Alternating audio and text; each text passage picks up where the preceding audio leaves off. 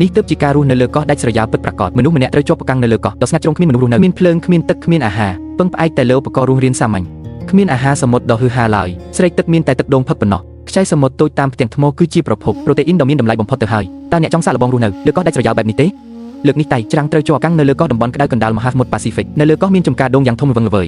គាត់កាន់កាំបិតរស់រានមានជីវិតដើរតាមឆ្នេរដើម្បីរកទីតាំងសមរម្យធ្វើជាកន្លែងចុងក្រោយគាត់រកឃើញឆ្នេរតូចមួយដែលមានដីទំនេររាបស្មើនៅក្នុងកាតាបមានឆ្នាំងខ្ទះមួយចំនួននិងសម្ភារៈសម្រាប់រស់រានមានជីវិតបន្ទាប់មកតៃច្រាំងនឹងព្យាយាមរស់នៅលើកោះនេះមនុស្សជាច្រើនប្រហែលជាគិតដល់ការមុជទឹកដើម្បីចាប់អាហារសមុទ្រប៉ុន្តែតៃច្រាំងបែរជារៀបចំកន្លែងរបស់ពលថាបុរសមានចិត្តចង់ធ្វើការធំប៉ុន្តែនៅទីណាក៏ដោយដំបូងត្រូវមានកន្លែងសម្រាប់មួយឲ្យបានលំនឹងសិនបន្ទាប់ពីដំឡើងតង់រួចរាល់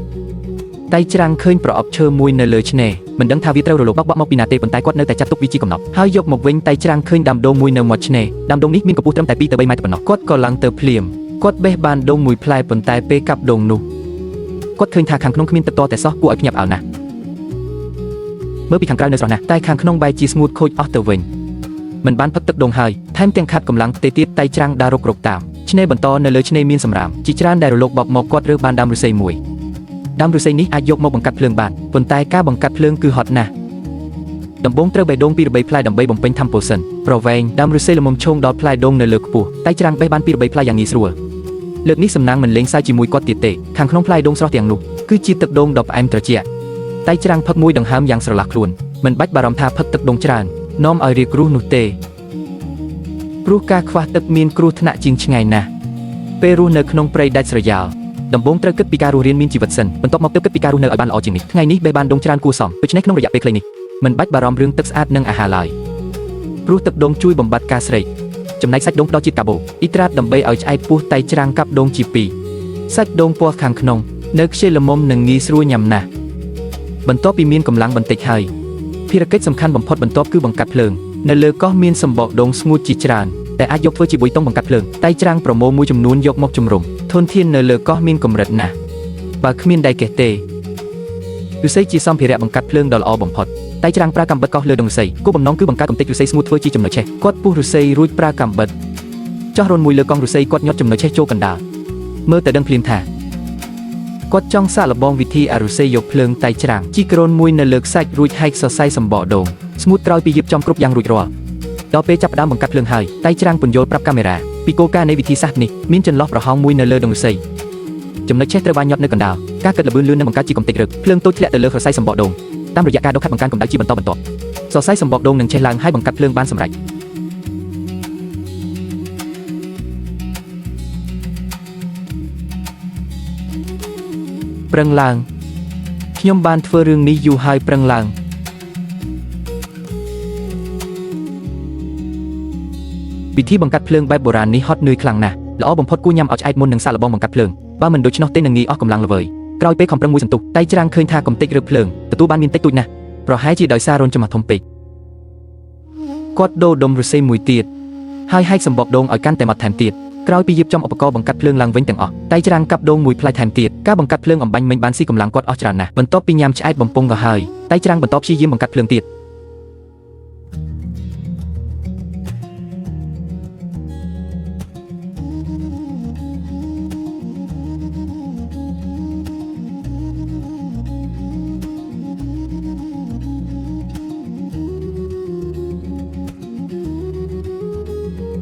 តលើកនេះទីបំផុតក៏បានសម្រេចមូលហេតុដែលបរាជ័យលើកដំបូងពិតជាមកពីរុននៅលើដងឫស្សីធំពេកមិនអាចរក្សាកំទេចភ្លើងបានល្អក្រោយពេលដូរមកប្រើដុំឫស្សីដែលមានរុនទោះជាងតៃច្រាំងបង្កាត់ភ្លើងបានសម្រេចយ៉ាងងាយនៅលើកោះដាច់ស្រយាលការបង្កាត់ភ្លើងបានមានន័យថាគាត់ទទួលបានជោគជ័យពាក់កណ្ដាលទៅហើយឥឡូវនេះទោះបីមិនបាច់បារម្ភរឿងទឹកស្អាតប៉ុន្តែអាហារទើបជាគន្លឹះដើម្បីរស់នៅលើកោះដូចនេះតៃច្រាំងនៅតែត្រូវខំប្រឹងរកអាហារបន្ថែមប៉ុន្តែចំពេលដែលគាត់បំរុងប្រើស្នាដើម្បីបរបាញ់មេឃបែរជាលេងសើចជាមួយគាត់ម្ដងទៀតស្នានោះចាស់ខ្លាំងណាស់ទៅហើយដល់ពេលសំខាន់ខ្សែស្នាបែរជាដាច់បាត់សំណាងល្អដែលមិនមានគ្រោះថ្នាក់អ្វីតៃច្រាំងចង់ខ្សែស្នាឡើងវិញរួចត្រឡប់ទៅមាត់សមុទ្រដើម្បីបរបាញ់បន្តប៉ុន្តែទើបតែបាញ់បានមួយគ្រាប់ខ្សែស្នាក៏ដាច់ជាលើកទី2តៃច្រាំងមានតែបង្ខំចិត្តចង់វាឡើងវិញម្ដងទៀតទោះបីថ្ងៃនេះជួបឧបសគ្គច្រើនប៉ុន្តែគាត់នៅតែទទួលបានផលខ្លះដែរតៃច្រាំងបាញ់បានត្រីមួយក្បាលគាត់យកត្រីមកជំរំហើយឃើញសត្វពីងពីងមួយនៅលើតង់វាជាប្រភេទពីងពីងព្រៃទោះវាមិនមានពីសាហាវដូចពីងពីងមេម៉ាយខ្មៅប៉ុន្តែបើមិនដេញវាចេញទេយប់ឡើងច្បាស់ជាឥឡូវនៅល្ងាចល្មមមិនទាន់ដល់ម៉ោងបាយល្ងាចទេ តៃច្រាំងកប់ត្រីនោះក្នុងខ្សាច់សិនរួចធ្វើកិច្ចការប្រចាំថ្ងៃខ្លះដើម្បីសម្រាប់ពេលវេលាអាកាសធាតុនៅលើកោះក្តៅខ្លាំងណាស់ស្ទើរតែរៀងរាល់2ម៉ោងម្ដងគាត់ត្រូវផឹកទឹកដូងអស់មួយផ្លែរាល់ពេលកាប់ដូងសុទ្ធតែហត់នឿយខ្លាំងតៃច្រាំងបកសម្បកដូងនេះផ្លែដូងនេះរាងចាស់បន្តិចប៉ុន្តែសាច់ដូងក្រាស់ណាស់យកធ្វើជាអាហារពេលល្ងាចគឺល្អណាស់តៃច្រាំងឃើញថាទឹកសមុទ្រកំពុងតែឡើងទឹកសមុទ្រលិចឆ្នេរបន្តិចម្ដងក្រោយព្រះអាទិត្យលិចតៃច្រាំងចាប់ផ្ដើមរៀបចំអាហារពេលល្ងាចគាត់ដាក់ត្រីផ្ទាល់នៅលើរងើភ្លើងដើម្បីអាំងសង្ឃឹមថាត្រីនឹងឆ្អិនមុនពេលទឹកសមុទ្រលិចអាហារពេលល្ងាចថ្ងៃនេះមិនហឺហាតតែសោះប៉ុន្តែត្រី2 3ដុំក៏ល្មមជួយសម្រាប់ឃ្លានពេញមួយថ្ងៃរបស់គាត់ដែរក្រោយបាយរួចគាត់គេងរហូតដល់ម៉ោង 2 យប់ទើបភ្ញាក់មូខំធ្វើឲ្យគាត់ដេកមិនលក់គាត់យកសម្បកដូងគ្រប់លើភ្នក់ភ្លើងព្យាយាមបង្កើតផ្សែងក្រាស់ព្រឹកព្រលឹមថ្ងៃបន្ទាប់តៃច្រាំងកាប់ដូងមួយផ្លែធ្វើជាអាហារពេលព្រឹកត្រីតូចកាលពីម្សិលមិញមិនធ្វើឲ្យឆ្អែតតែសោះបើថ្ងៃនេះនៅតែរកអាហារមិនបានគ្រប់គ្រាន់ទេគាត់អាចនឹងដាច់ពោះស្លាប់នៅលើកោះនេះមិនខានតៃច្រាំងស្ពីកាតាបដារករកគាត់ឃើញមានអុសស្ងួតជាច្រើនតាមឆ្នេរក៏រើសមួយចំនួនយកមកតាមខ្លួនពេលព្រះអាទិត្យឡើងខ្ពស់តៃច្រាំងកាន់ស្នាចុះទឹកបាញ់ត្រីនៅតំបន់ថ្មពណ៌ព្រះទឹកមានត្រីសមុទ្រច្រើនណាស់ត្រីច្រើនមែនតែជំនាញបាញ់ព្រួញរបស់គាត់អន់បន្តិចបាញ់ជាង10ដងចុកគ្នាទើបត្រូវត្រីតូចមួយក្បាល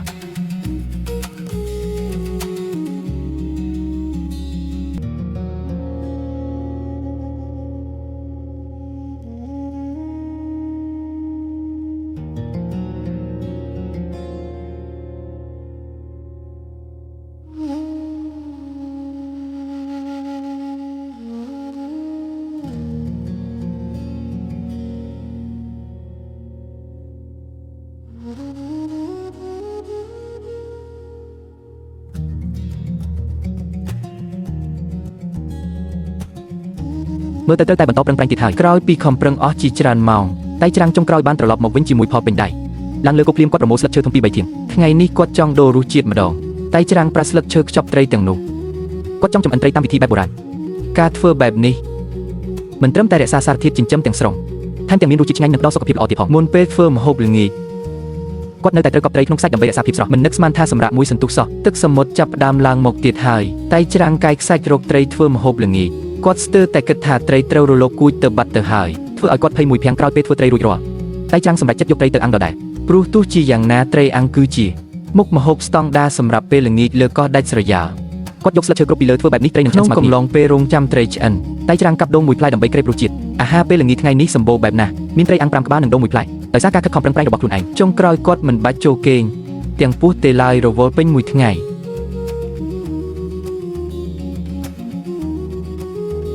ពោះរបស់គាត់បានក្រហមរកអាហារយូរមកហើយឆ្អឹងច្រើនណាស់ត្រីនេះមានតែឆ្អឹង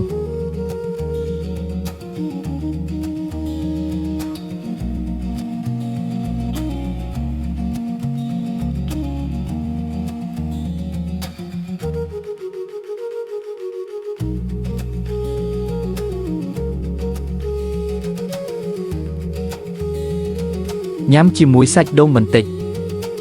ក្រោយញ៉ាំរួចមុនពេលគេងគាត់បានលុបភ្នក់ភ្លើងឲ្យចិត្តផ្សែងក្រាស់អាចជួយដេញមូបានព្រឹកព្រលឹមថ្ងៃទី3តៃច្រាំងសម្រេចចិត្តបដូរកន្លែងរស់នៅបន្តកោះនេះធំណាស់គាត់ចង់បន្តទៅរុករកតំបន់ផ្សេងទៀតតៃច្រាំងបន្តដើរតាមឆ្នេរសមុទ្រនៅលើកោះនេះពិតជាខ្សត់ខ្សោយខ្លាំងណាស់តែអស់រាប់ម៉ោងទើបសម្របសម្រួលរកបានកន្លែងមួយសមរម្យគាត់បានកាប់ធាងដូងខ្លះហើយគ្រោងនឹងធ្វើចម្រោកស្នាក់នៅទីនេះគាត់រៀបចំដីឲ្យរាបស្មើលើដីរួចចាប់ផ្ដើមធ្វើចម្រោកលើកោះដាច់ស្រយាលដរាបណាគ្មានភ្លៀងធ្លាក់ចម្រោកនេះអាចធ្វើឡើងសាមញ្ញបំផុតបានត្រឹមតែមួយផ្លែតប៉ុណ្ណោះតៃច្រាំងធ្វើចម្រោកសាមញ្ញមួយរួចរាល់ទោះបីជានៅលើកោះមានដាំដូងច្រើនក៏ដោយប៉ុន្តែតៃច្រាំងនៅតែចង់ប្រកាសកំប្រឹងដើម្បីស្វែងរកទឹកសាបខ្លះគាត់ជីករ៉ូនមួយនៅលើដីសាកល្បងយកទឹកសាបតាមវិធីជ្រាបទឹកពេលរ៉ូនកាន់តែជ្រៅស្រទាប់ដីដែលកាយឡើងចាប់ផ្ដើមសើមក្រោយរងចាំ 2-3 នាទីចុងក្រោយក៏ឃើញទឹកចាប់ផ្ដើមជ្រាបចេញក្នុងរ៉ូននោះជាសញ្ញាដ៏ល្អមួយគ្រាន់តែរងចាំឲ្យយូរល្មមបរិមាណទឹកប្រមូលបាននឹងកាន់តែច្រើនឡើងបច្ចុប្បន្នទឹកមើលទៅស្អាតគួរសមតាមឲ្យពុះហើយផឹកក៏មិនអីដែរប៉ុន្តែមុនពេលទទួលបានប្រភពទឹកសាបតៃច្រាំងនៅតែត្រូវពឹងលើដូងដើម្បីបំពេញជាតិទឹកដើម្បីឆាប់បានទឹកផឹកគាត់បន្តជីករ៉ុនឲ្យជ្រៅថែមឥឡូវគ្រាន់តែអត់ធ្មត់រងចាំទឹកជ្រាបចេញតាមមាត់ឆ្នេរតៃច្រាំងបេះដូង 2-3 ផ្លែទុកប្រាប់រលបេះដូងមកជំរុំវិញទឹកដូងនៅតែជាភេសជ្ជៈដ៏ល្អបំផុតលើកោះដាច់ស្រយាលក្រោយពេលផឹកទឹកដូងរួចក៏អាចញ៉ាំសាច់ដូងខាងក្នុងបានទៀតពេលជាប់នៅលើកោះបើញ៉ាំតែដូងមួយមុខគឺមិនអាចរស់បានឡើយតៃច្រាំងយកសន្ទូចចេញមកត្រៀមស្ទូចត្រីមានតែប្រូតេអ៊ីនទេទើបជួយមនុស្សរក្សាជីវិតបានព្រះអាទិត្យជិតលិចហើយអាហារពេលល្ងាចថ្ងៃនេះនៅមិនទាន់បានចាប់ជាពេលដែលទឹកសមុទ្រស្រកចុះទៅវិញឃើញមានផ្ទាំងថ្មជាច្រើនលេចចេញមកតៃច្រាំងក្រុងនឹងដើរតាមឆ្នេរសាកល្បងសំណាង គាត់បានចិត្តឈើធ្វើជាលំពេងវែងមួយក្រោយមេឃងឹតគាត់កាន់លំពេងដាក់រកសមុទ្រនៅលើឆ្នេរខ្សាច់ប៉ុន្តែពន្លឺភ្លើងបែកជាតាក់ទាញសត្វល្អិតជាច្រើននេះទៅជាទស្សនវិជ្ជាពិតប្រាកដនៃការរស់នៅលើកោះដាច់ស្រយាលពីទស្សនវិជ្ជាសមុទ្រដ៏ស្រស់ស្អាតនៅមានហ្វូងមូសនិងសត្វល្អិតដ៏គួរឲ្យទុនទ្រាន់តែចាំងកាន់លំពេងដាក់រកត្រីខាងមុខស្រាប់តែលេចចេញកូនត្រីមានតូចមួយប៉ុន្តែដកច្រាំងមិនដាច់ចិត្តសម្លាប់វាឡើយសេចក្តីអាណិតធ្វើឲ្យយប់នេះគាត់ត្រូវបន្តត្រឡប់មកជំរុំវិញគាត់បានឃើញក្តាមចម្លែកជាច្រើនកំពុងលួចស៊ីសាច់ដូងដែលសល់ប្រហែលជាត្រូវធ្វើស៊ុបក្តាមហឹរញ៉ាំយប់ជ្រៅបន្តិចក៏មិនអន់ដែរទោះបីជាពេលនេះឃ្លានខ្លាំងណាស់ប៉ុន្តែគាត់នៅតែជ្រើសរើសសម្រាប់ឲ្យបានលឿនថ្ងៃស្អែកនឹងបន្តស្វែងរករាត្រីនៅលើកោះរៀងត្រជាក់បន្តិចមុនពេលគេងល្អបំផុតគួរតែរៀបចំកន្លែងគេងធ្វើបែបនេះពេលសម្រាប់ទៅនឹងមានអារម្មណ៍ធូរស្រាលជាងមិនយូរប៉ុន្មានក្រោយពេលលងលក់គាត់ស្រាប់តែដឹងថាមានក្តាមមួយវាលើជើងរបស់ខ្លួនពិតជាយប់ដ៏លំបាកវេទនាមែនតែច្រាំងបានកាន់លំពេងលេចមុខនៅចំពោះមុខកាមេរ៉ាភាពស្រេកឃ្លានធ្វើឲ្យគាត់មិនអាចគេងលក់រហូតដល់ភ្លឺឡើយតែច្រាំងបន្តកាន់លំពេងដើរស្វែងរកអាហារគេនិយាយថាបាក់សីភ្ញាក់ពីព្រលឹមនឹងចាប់បានអង្កូវប៉ុន្តែច្រាំងក្រោកពីព្រលឹមបែរជាមិនចាប់បានអ្វីសោះគេងយប់ជ្រៅធ្វើឲ្យខាត់ពេលព្រឹកក្រោកពីព្រលឹមធ្វើឲ្យហត់នឿយពេញមួយថ្ងៃកាលពីយប់មិញគាត់គេងបានតែប្រហែល3ម៉ោងប៉ុណ្ណោះឥឡូវនេះគាត់មួយគេងរហូតដល់ទ្រាំមិនបានឡើយប៉ុន្តែគាត់នៅតែត្រូវបន្តស៊ូព្រោះតែអាហារតែច្រាំងរើសក្តាមសម្បកខ្ចៅពីរបីក្បាលធ្វើជានុយគាត់កាន់ដងសន្ទូចទៅខាងក្រៅដើម្បីស្ទូចត្រីម្ដងទៀតក្នុងកំឡុងពេលស្ទូចត្រីតែច្រាំងឃើញខ្ចៅសត្វពីងពីងសមុទ្រមួយក្បាលនៅក្រោមជើងប៉ុន្តែអ្វីដែលគាត់គិតមិនមែនយកវាមកញ៉ាំឡើយគឺចង់យកសាច់ខ្ចៅធ្វើជានុយស្ទូចត្រីមិននឹកស្មានថាសាច់ខ្ចៅត្រូវបានត្រីចូលចិត្តដល់ថ្នាក់នេះសោះតែច្រាំងស្ទូចបានត្រីតុកកែតូចមួយក្បាលយ៉ាងលឿនប្រញាប់ត្រឡប់ទៅហៅម៉ែមកពិនិត្យសុខភាពទៅណាមិននឹកស្មានថាមិនទាន់បាន1នាទីផង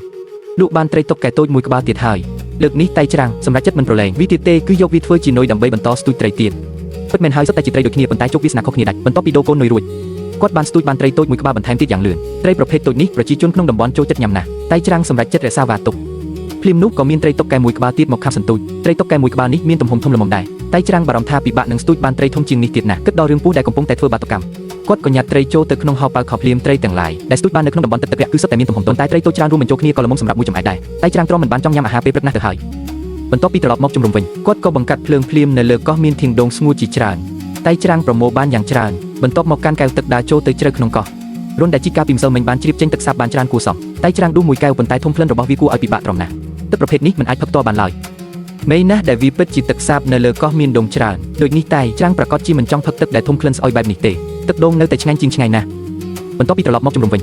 ញគាត់ក៏កាប់ដូងមួយផ្លែទៀតបន្ទាប់ពីបំពេញកម្លាំងរួចរាល់តែច្រាំងចាប់ផ្ដើមរៀបចំអាហារពេលល្ងាចគាត់បានប្រមូលដុំថ្មជាច្រើននៅតាមមាត់ឆ្នេររួចជីក្រូនមួយនៅក្បែរកន្លែងចម្រោកដើម្បីបង្កាត់ភ្លើងនៅលើកោះឲ្យតែគ្មានភ្លៀងធ្លាក់គឺមានអុសស្ងួតច្រើនណាស់បន្ទាប់ពីបង្កាត់ភ្នក់ភ្លើងមួយរួចតែច្រាំងបានដាក់បន្ថែមអុសជាច្រើនចូលទៅពេលអុសឆេះคล้ายជាធ្យូងរងើកគាត់បានយកត្រីដែលស្ទូចបាននៅថ្ងៃនេះចេញមកវិធីធ្វើត្រីទាំងនេះគឺសាមញ្ញខ្លាំងណាស់គ្រាន់តែធ្វើកាត់ក្បាលនិងវេះយកពោះវាចេញត្រីតូច3ក្បាលនេះមិនសូវមានសាច់ច្រើនទេប៉ុន្តែញ៉ាំជាមួយដូងមួយផ្លែក៏ល្មមឆ្អែតពោះដែរនៅពេលដែលរងើកភ្លើងបានរួចរាល់តែច្រាំងបានរៀបមែកឈើឲ្យស្មើគ្នាពីលើភ្នក់ភ្លើងបន្ទាប់មកដាក់ត្រីពីលើដើម្បីអាំងផ្សែងហើយគ្រូបស្លឹកឈើមួយសន្លឹកពីលើបន្ថែមទៀតវិធីនេះជួយរក្សាកម្ដៅសម្រាប់ត្រីបានល្អនិងធ្វើឲ្យត្រីឆាប់ឆ្អិនជាងមុននៅក្នុងកំឡុងពេលអាំងត្រូវតែឧស្សាហ៍ប្រែត្រីជាប្រចាំពេលនេះតែច្រាំងបានយកខ្ចៅសត្វពីងពីងសមុទ្រមួយមកទៀតនៅលើកោះដាច់ស្រយាលនេះទោះបីជាទាញបានត្រីឆ្លាមមួយក្បាលមកក៏មិនចម្លែកដែរត្រីតូចចាប់ផ្ដើមជះក្លិនក្រអូបគួរឲ្យចង់ញ៉ាំតែប៉ុន្មាននាទីទៀតប៉ុណ្ណោះគឺអាចរីករាយជាមួយអាហារពេលល្ងាចបានហើយបន្ទាប់ពីញ៉ាំដូងអស់ពីផ្លែតែច្រាំងនៅតែឃ្លានរកកចុកពោះគាត់បានយកត្រីអាំងទាំងនោះចេញមកអាហារពេលល្ងាចថ្ងៃនេះសម្បូរបែបគួរសម្ដែងសុទ្ធសឹងតែជារបស់មានគុណភាពល្អតែច្រាំងបានបកស្បែកត្រីចេញខាងក្នុងគឺជាសាច់ត្រីដ៏ទន់និងមានជាតិទឹក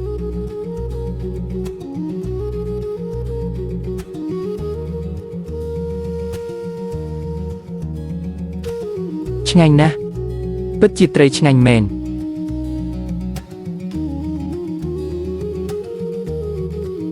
អូយហាហាហាត្រូវហើយបងប្អូនទាំងអស់គ្នាឆ្ងាញ់អស្ចារ្យណាស់មិនយូរប៉ុន្មានអាហារពេលល្ងាចត្រូវបានញ៉ាំអស់រលីងគាត់ផឹកទឹកដូងពីរបីក្អឹកបន្ថែមដើម្បីបំពេញជាតិទឹកពេលនេះព្រះអាទិត្យបានលិចបាត់ទៅហើយតែច្រាំងសម្រាប់ចិត្តថានឹងបដូរទីតាំងម្ដងទៀតនៅថ្ងៃស្អែកនៅទីនេះស្ទូចបានតែត្រីតូចកំពេចកំប៉ុកប៉ុណ្ណោះមិនមែនជាពិធីជប់លៀងអាហារសមុទ្រដែលគាត់ចង់បានឡើយព្រលឹមស្រងាត់ថ្ងៃទី5តែច្រាំងបានប្រមូលរៀបចំអីវ៉ាន់ត្រៀមទៅរុករកតំបន់ថ្មីមួយទៀតនៅលើកោះគាត់មានគម្រោងដើរកាត់កោះទៅកាន់ត្រើយម្ខាងទៀតបន្ទាប់ពីដើរអស់ជាច្រើនម៉ោងទិដ្ឋភាពនៅត្រើយម្ខាងទៀតនៃកោះគឺខុសប្លែកគ្នាស្រឡះតែច្រាំងដើរបណ្ដាសម្លឹងមើលរុករកបណ្ដាដើម្បីមើលថាតើអាចរកឃើញរបស់អ្វីដែលមានប្រយោជន៍ដែរឬទេគាត់រើសបានដូងមួយផ្លែពេលក្រឡុកទៅនៅតែសូពុះទឹកនៅខាងក្នុងតែច្រាំងក៏កាប់ដូងនោះចេញមកសរសៃសម្បកដូងគឺរឹងមាំខ្លាំងណាស់ចុងក្រោយគាត់កាប់យកបានតែចំណែកស្នូទំហំប៉ុនកណ្ដាប់ដៃប៉ុណ្ណោះសំណាងល្អណាស់ដែលខាងក្នុងនៅសល់ទឹកដូងច្រើនគួរសមបន្ទាប់ពីផឹកទឹកដូងអស់រលីងចំណែកសម្បកដែលសល់ក៏មិនត្រូវទុកចោលឲ្យខាតដែរតែច្រាំងបានប្រើដុំថ្មដុំបំបាច់សម្បកដូងនេះហើយគឺជាសាច់ដូងដែលតែច្រាំងចង់បា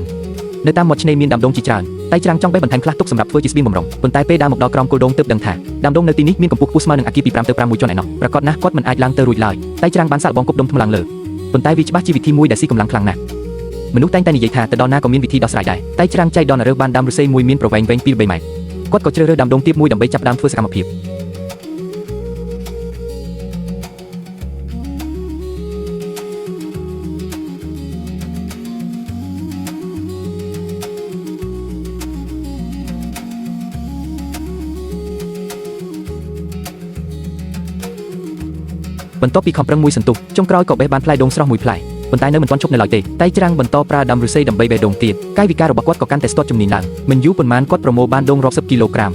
ទឹកដូងដ៏ផ្អែមត្រជាក់ប្រកបជាភេសជ្ជៈបំបត្តិការស្រេកទឹកបំផុតនៅលើកោះចំណែកទឹកដូងដែលនៅសល់ត្រូវបានចាក់ចូលទៅក្នុងដបទាំងអស់ដើម្បីរក្សាទុកទឹកដូងពេញមួយដបនឹងមានភាពងាយស្រួលជាងមុនសម្រាប់ផឹកនៅពេលក្រោយនៅទីនេះលេចចេញនៅតំបន់ផ្ទាំងថ្មចោះដ៏ធំមួយតៃច្រាំងបានយកខ្សែសន្ទូចមកទីនេះដើម្បីស្ទូចត្រីឯនុយស្ទូចត្រីគឺគាត់រើសបាននៅលើឆ្នេរខ្សាច់គាត់អង្គុយស្ទូចអស់រយៈពេលជាង10នាទីប៉ុន្តែគ្មានត្រីណាមួយមកខំនុយសោះប្រហែលជាដោយសាររលកនៅតំបន់ថ្មប៉ព្រះទឹកធំពេកតៃច្រាំងបានបដូរទៅប្រើផ្លែសន្ទូចប្រភេទផ្សេងវិញគាត់ទៅស្វែងរកកន្លែងដែលមានរលកស្ងប់ជាងនេះដូចជាកំពង់ផែចាស់ដែលគេបោះបង់ចោលនៅលើកោះគឺជាទីតាំងស្ទូចត្រីដ៏ល្អមួយនៅទីនេះតៃច្រាំងស្ទូចបានត្រីតូចមួយក្បាលយ៉ាងលឿនរួមជាមួយនឹងត្រីមាន់តូចមួយប៉ុន្តែតៃច្រាំងហាក់បីដូចជាមិនចាប់អារម្មណ៍នឹងវាឡើយបន្ទាប់មកគាត់ស្ទូចបានត្រីមួយក្បាលទៀតមានទំហំធំជាងមុនទោះបីមើលទៅស្អាតខ្លាំងណាស់ប៉ុន្តែក៏មិនសូវមានតម្លៃប្រើប្រាស់ជាក់ស្ដែងប៉ុន្មានដែរតៃច្រាំងមានអារម្មណ៍ថានៅលើកោះនេះបើចង់ស្ទូចបានត្រីធំគឺពិបាកហួសពីការស្មានគ្រាន់តែហៅថ្ងៃហៅខ្យល់នៅខាងក្រៅអស់កន្លះថ្ងៃស្បែកតៃច្រាំងបានប្រែជាខ្មៅស្រអាប់ទៅហើយតែមួយប៉ព្រឹកភ្នែកសោះគាត់ត្រូវរត់ទៅជ្រកនៅក្រោមផ្ទាំងថ្មមួយអាកាសធាតុនៅលើកោះដាច់ស្រយាលនេះគឺប្រែប្រួលលឿនខ្លាំងណាស់ជួនកាលក្តាមហៅថ្ងៃខ្លោចស្បែកជួនកាលមានភ្លៀងធ្លាក់មកយ៉ាងជោគជាំនៅទីនេះមានថ្មប៉ព្រះទឹកលេចក្នុងទឹកជាច្រើនតៃច្រាំងរើសបានខ្ចីសមុទ្រធំមួយក្បាលបើស្ទូចត្រីមិនបានទេមានតែរើសខ្ចីយកទៅសើញ៉ាំតាមនឹងចុះអាហារពេលល្ងាចថ្ងៃនេះចាត់ទុកថាមានហើយបន្ទាប់មកគឺបង្កាត់ភ្លើងដើម្បីចម្អិនអាហារពេលល្ងាចក្រោយពេលភ្លៀងរួចវត្ថុធាតុទាំងអស់សុទ្ធតែសាមជោគតៃច្រាំងសម្រាប់ចិត្តអាចឈើយកភ្លើងគាត់ប្រើកាំបិតចិត្តបន្ទះឈើមួយបន្ទាប់មកប្រើដៃបង្វិលបន្ទះឈើនោះយ៉ាងលឿនគាត់កោសយកកំទេចឈូងឈើដាក់លើគំនរនុយភ្លើងរួចបន្តអាចឈើដោយដៃយ៉ាងលឿនដើម្បីបង្កើតភ្លើង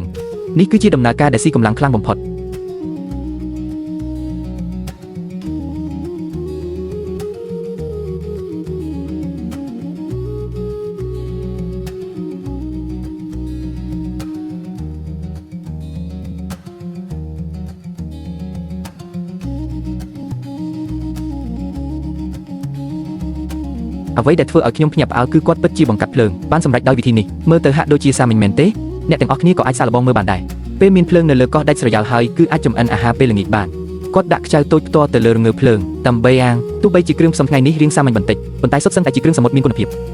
បន្ទាប់ពីញ៉ាំឆ្អែតតៃច្រាំងចាប់ផ្ដើមស្វែងរកកន្លែងដើម្បីធ្វើចម្រោកនេះគឺជាឆ្នេរខ្សាច់ពណ៌ខ្មៅមួយកន្លែងតៃច្រាំងចាប់ផ្ដើមប្រមូលវត្ថុធាតុដើមដើម្បីធ្វើចម្រោកស្នាក់នៅគាត់ដាំដើមឫស្សីមួយបញ្ឈរទៅក្នុងដីបន្ទាប់មកដាក់បន្ទះឫស្សីធ្វើជាគ្រោងសងខាងឃើញថាឫស្សីមិនគ្រប់គ្រាន់គាត់ក៏ទៅរើសឫស្សីបន្ថែមនៅតាមឆ្នេរបន្ទាប់មកកាយចម្រៅផ្នែកខាងក្នុងនៃចម្រោកបន្ថែមជាង10សង់ទីម៉ែត្រអ្វីដែលមើលទៅដូចជាភ្នោនេះគឺជាចម្រោកស្នាក់នៅរបស់គាត់ហើយគាត់ពន្យល់ថាហេតុអ្វីបានជាមិនធ្វើចម្រោកនៅកន្លែងត្រជាក់ស្រមោលហេតុផលគឺនៅក្បែរព្រៃឈើ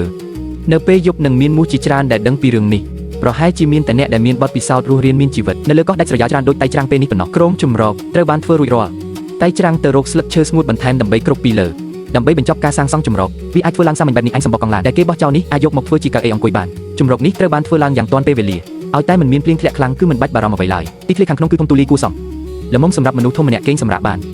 នបើបង្កាត់ភ្លើងមួយទៀតនៅខាងមុខគឺល្អឥតខ្ចោះឆ្លៀតពេលដែលព្រះអាទិត្យមិនទាន់លិចតៃច្រាំងមានគម្រោងទៅរុករកតាមមាត់សមុទ្រនៅតាមមាត់សមុទ្រមានស្បែកជើងផ្ទាត់ដែលគេបោះចោលជាច្រើនតៃច្រាំងឃើញមួយគូណាដែលពេញចិត្តក៏រើសយកមកពាក់ក្រៅពីសម្រាមដែលគេបោះចោលនៅអាចរើសបានដូងទៀតផងមុនពេលស្វែងរកអាហារផ្សេងទៀតផ្លែដូងទាំងនេះគឺជាប្រភពអាហារដ៏មានតម្លៃបំផុតរបស់គាត់តៃច្រាំងចាប់ផ្ដើមដើរគ្រប់ទីកន្លែងដើម្បីរកដូងរើសបានផ្លែណាក៏កាប់ផ្លែនោះភ្លាមដូងទាំងនេះមិនសូវមានទឹកច្រើនទេប៉ុន្តែឲ្យតែវាមិនទាន់ស្អុយរលួយគឺនៅតែអាចញ៉ាំបាន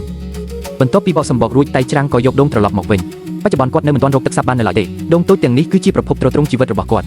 នៅលើឆ្នេរខ្សាច់មានស្បែកជើងដែលគេបោះចោលជាច្រើនតៃច្រាំងឃើញគូណាត្រូវចិត្តក៏ពាក់តែម្ដងថ្ងៃនេះមិនអាចបបបាញ់អាហារបានទេតៃច្រាំងអាចញ៉ាំបានតែដូងសម្រាប់អាហារពេលល្ងាចជីវិតពេលយប់នៅលើកោះដាច់ស្រយាលពិតជាអផ្សុកណាស់ដូច្នេះតៃច្រាំងសម្រេចចិត្តសម្រាកឲ្យបានលឿនបន្ទាប់ពីភ្ញាក់ពីគេងនៅថ្ងៃទី6តៃច្រាំងត្អូញត្អែថាយប់មិញគេងយ៉ាងវេទនាបំផុតខ្យល់បក់យ៉ាងខ្លាំងពេញមួយយប់ខ្សាច់ចេះតែហោះចូលមាត់ជាប់រហូតអាហារពេលព្រឹករៀងរាល់ថ្ងៃនៅតែជាដូងដដែលនេះគឺជាផ្លែដូងចុងក្រោយរបស់តៃច្រាំងគាត់ចោះរន្ធតូចមួយហើយសម្រេចចិត្តញ៉ាំពាក់កណ្ដាលទុកពាក់កណ្ដាលបច្ចុប្បន្នតៃច្រាំងកំពុងស្ថិតនៅលើឆ្នេរខ្សាច់ពណ៌ខ្មៅទោះបីវាមិនស្អាតដូចឆ្នេរខ្សាច់ពណ៌មាសប៉ុន្តែឆ្នេរខ្សាច់ពណ៌ខ្មៅក៏មានភាពស្រស់ស្អាតដោយឡែករបស់វាដែរតៃច្រាំងចាប់ផ្ដើមរុករកតំបន់ជុំវិញងាកក្រោយមកវិញក៏ប្រទះឃើញសត្វឆ្កែព្រៃ2-3ក្បាលដោយចៃដន្យរឿងនេះធ្វើឲ្យគាត់ភ្ញាក់ផ្អើលយ៉ាងខ្លាំងនៅក្រោមដើមម្នះព្រៃសុទ្ធតែជាសម្រាមដែលគ្មានប្រយោជន៍តៃច្រាំងរើសយកមកខ្លះថ្ងៃនេះអាកាសធាតុល្អណាស់តៃច្រាំងចង់ធ្វើឧបករណ៍ចម្រោះទឹកមួយគាត់ជីករ៉ុនធំមួយនៅលើដីតែជាអកុសលពុកខ្មៅចាប់ផ្ដើមប្រមូលផ្ដុំគ្នាឧបករណ៍នេះមិនត្រឹមតែសម្រាប់ត្រងទឹកភ្លៀងប៉ុណ្ណោះទេថែមទាំងអាចចម្រោះយកទឹកសាបបានទៀតផងត្រឹមតែប៉ុន្មាននាទីខ្លីប៉ុណ្ណោះនៅលើថង់ប្លាស្ទិកចាប់ផ្ដើមលេចចេញនៅដំណក់ទឹកប ប៉ុន្តែប៉ុណ្ណឹងនៅមិនទាន់គ្រប់គ្រាន់ទេតៃច្រាំងបានបេះស្លឹកឈើស្រស់ជាច្រើនយកមកដាក់ក្នុងរន្ធគាត់ចង់ទាញប្រយោជន៍ពីដំណើរការរំហួតទឹករបស់រុក្ខជាតិដើម្បីទាញយកទឹកសាបដោយពាក្យចាស់ពោលថារៀនវិទ្យាសាស្ត្រធម្មជាតិពូកែទៅដល់ទីណាក៏មិនខ្លាចដែរតៃច្រាំងកាត់ដបជ័រជាពីរដាក់នៅចំកណ្ដាលដើម្បីត្រង់ទឹកសាបបន្ទាប់មកគ្រប់ថង់ផ្លាស្ទិកថ្លាពីលើរួចដាក់ដុំថ្មមួយនៅចំកណ្ដាលដើម្បីប្រមូលដំណក់ទឹកប្រសិនបើថ្ងៃណាមួយត្រូវជាប់គាំងនៅលើកោះដាច់ស្រយាលអ្នកទាំងអស់គ្នាក៏អាចរៀនពីវិធីនេះដើម្បីយកទឹកសាបបានដែរពេលនេះគ្រាន់តែអត់ធ្មត់រង់ចាំប៉ុណ្ណោះតៃច្រាំងបន្តដើរចូលទៅជ្រៅក្នុងកោះដើម្បីធ្វើការរុករកគាត់ប្រទះឃើញដើមឈើមួយកំពុងតែហូរជ័រចេញមកយ៉ាងច្រើនមិនមែនដើមឈើផ្ដាសាយហើយហៀសម្បត់ទេណាសារធាតុពណ៌ស្ខាបនេះគឺជាជ័រឈើនៅពេលរស់រានមានជីវិតក្នុងព្រៃធម្មជាតិអាចប្រើជ័រឈើដើម្បីបង្កាត់ភ្លើងឬធ្វើជាគប់ដុតបំភ្លឺបាន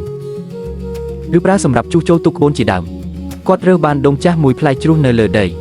ប៉ុន្តែមិនមែនដងចាស់ទាំងអស់សុទ្ធតែអាចញ៉ាំបានទេនៅលើកោះមានដើមម្នះព្រៃជាច្រើនតាមពិតទៅស្នូលរបស់ពួកវាភាគច្រើនតែងតែមានដង្កូវក្រាគួរឲ្យស្ដាយដែលតៃច្រាំងមិនបានដឹងពីរឿងនេះតៃច្រាំងត្រឡប់មកជំរុំវិញក៏ឃើញថាឧបករណ៍ចម្រោះចាប់ផ្ដើមប្រមូលបានទឹកសាបហើយបច្ចុប្បន្នគាត់នៅសល់តែទឹកដូងកន្លះដបប៉ុណ្ណោះវាគឺជាប្រភពទឹកសាបចុងក្រោយដែលនៅសេសសល់ប៉ុន្តែតៃច្រាំងសម្រេចចិត្តផឹកវាឲ្យអស់ព្រោះគាត់មានឧបករណ៍ដែលកំពុងតែប្រមូលទឹកសាបរួចទៅហើយតៃច្រាំងមានបំណងបង្កាត់ភ្លើងមុននៅលើកោះដាច់ស្រយាលវិធីដែលពេញនិយមបំផុតគឺការអាចឈើយកភ្លើងក្រៅពីនេះអាចប្រើប្រាស់ដបកែវដើម្បីប្រមូលផ្ដុំពន្លឺព្រះអាទិត្យនិងបង្កាត់ភ្លើងតៃច្រាំងញីសរសៃសម្បកដូងឲ្យបែកសរសៃតូចនិងងាយឆេះជាងបន្ទាប់មកគាត់គ្រាន់តែប្រើដបកែវប្រមូលផ្ដុំពន្លឺព្រះអាទិត្យដើម្បីបង្កាត់ភ្លើងគាត់កាន់ដបកែវក្នុងរបៀបនេះប្រមូលផ្ដុំពន្លឺថ្ងៃទៅលើគំនរនុយភ្លើងមិនយូរប៉ុន្មានក៏ឃើញផ្សែងហុយឡើងវិធីនេះមានប្រសិទ្ធភាពជាងការអាចឈើយកភ្លើងឆ្ងាយណាស់ហើយជួយសន្សំកម្លាំងបានច្រើនទៀតផងតៃច្រាំងបង្កើតរងើកភ្លើងបានយ៉ាងលឿនគ្រាន់តែផ្លុំថ្នមក៏អាចបញ្ឆេះនុយភ្លើងបានមានភ្លើងហើយគឺអាចចម្អិនអាហារបានតៃច្រាំងទៅតំបន់ថ្មប៉ព្រះទឹកដើម្បីរកគ្រឿងសមុទ្រនៅលើផ្ទាំងថ្មមានខ្ចីសមុទ្រតូចជាច្រើនប៉ុន្តែប៉ុណ្ណឹងគឺមិនគ្រប់គ្រាន់ឲ្យឆ្អែតទេក្តាមសមុទ្រមួយក្បាលបានតាក់ទាញចំណាប់អារម្មណ៍របស់គាត់តៃច្រាំងចាប់វាដោយដៃទេបានសម្រេចពុករួមជាមួយចៅតូចមួយចំនួនប៉ុន្តែប៉ុណ្ណឹងនៅមិនទាន់គ្រប់គ្រាន់ឡើយបើខ្វះប្រូតេអ៊ីនគឺមានតែយកដើមដំបងយ៉ាមកបំពេញបន្ថែមតៃច្រាំងត្រឡប់មកជំរុំវិញដើម្បីពិនិត្យមើលឧបករណ៍ចម្រោះនៅក្នុងដបជ័រគឺប្រមូលបានទឹកសាបពី3ក្អឹកសម្រាប់តៃច្រាំងនេះគឺជាភាពជោគជ័យមួយគាត់ប្រើទឹកសមុទ្រដើម្បីស្ងោរខ្ចៅរួចដាក់ក្តាមទៅលើរងើកភ្លើងដើម្បីអាំងគ្រឿងផ្សំអាហារពេលល្ងាចថ្ងៃនេះរៀងប្លែកបន្តិចគឺគ្រឿងសមុទ្របន្តិចបន្តួចរួមជាមួយបន្លែព្រៃខ្ចៅមានទំហំតូចណាស់តៃច្រាំងប្រើផ្លែសន្ទូចឆ្កេះយកសាច់ខាងក្នុងចេញមកអាចចាត់ទុកត្រឹមតែជាអាហារសម្រន់ប៉ុណ្ណោះគាត់មិនដាច់ចិត្តផឹកទឹកសាបដែលប្រមូលបានទាំងអស់ទេម្ដងហ៊ានតែក្រេបមួយក្អឹកតូចប៉ុណ្ណោះអូខេវីដេអូថ្ងៃនេះដល់ត្រឹមនេះហើយអ្នកទាំងអស់គ្នាកុំភ្លេចចុច like និង subscribe ពី channel ផងដើម្បីទស្សនាវីដេអូរស់រានមានជីវិតនៅលើកោះដាច់ស្រយាលជាច្រើនទៀត